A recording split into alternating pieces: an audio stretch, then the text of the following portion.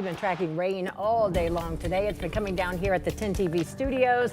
The geese that hang out in our parking lot, though, they are didn't loving seem to it. mind. Yeah. No, they're still there to terrorize everybody. They're everywhere. Jerry, you ornery. Yeah, they are ornery and they won't move.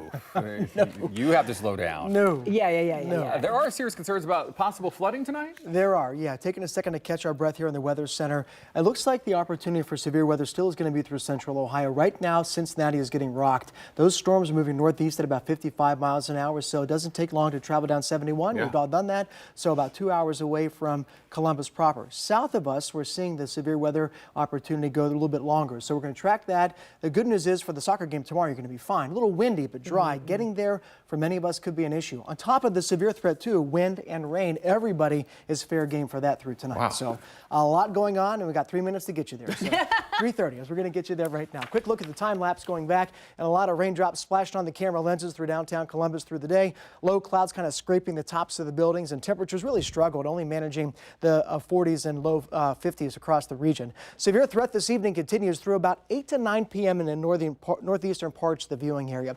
Everybody is under the gun for heavy rain and possible flooding, and on top of that, even after the threat of storms passes by, those high winds will continue tonight. Gust 40, even 50 miles an hour in some spots. So looking at some of the downpours right now is really pounding the roof at our station about 30 minutes ago, now relaxing just a bit off toward the northeast. New Albany up to 71, Pataskala over toward Granville and Newark, some downpours there. We're seeing a couple of stronger cells right now, and that severe thunderstorm warning goes until 5:30, and that's parts of Vinton County and western parts of Athens County. Then further off toward the west, this is the area that we're watching. Tornado warning 5:30 down near Fayetteville, and then a severe thunderstorm warning for adjacent counties for the next 30 minutes. So we're watching that again. The action begins to show up in a couple of lines, and this is modeling out very well, meaning that the computer models that we use to help us to forecast this hour-by-hour details are latching onto this. Unfortunately, that's bad news for us because the first line through, the second line, as you see, just about to cross over I-75, and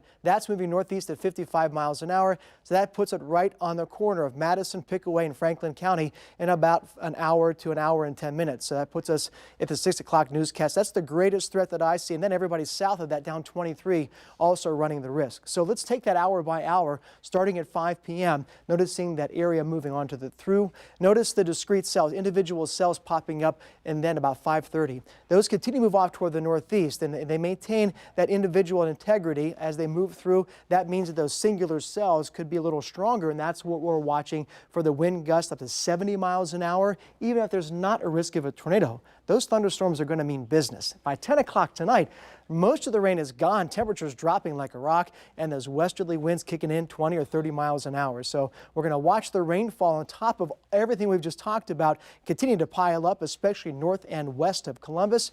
2 inches plus, not out of the question, and just about everybody else, save for the eastern counties, you're looking at 3/4 to an inch of rain. And now the wind going through this evening and tonight. Notice the areas in purple and the reds, right around 30, 40 mile per hour wind gusts.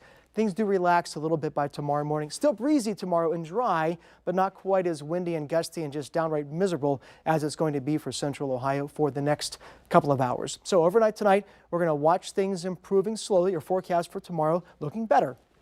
36 in the morning. It'll be brisk, bright by lunchtime, 43, and then rounding out to the upper 50s by the time we get to the end of the day. So we'll take a look at the 10-day forecast for you as we go through the rest of your weekend. Saturday, a slight chance of a morning raindrop, maybe a snowflake that passes by.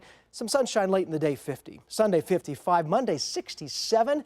That's it, though, for the warm temperatures. Once we get past that, we're going to see the bottom drop out and kind of stay out as we get through the end of next week. Most of those temperatures, starting on Tuesday, are going to be at or below normal for the next 7 days.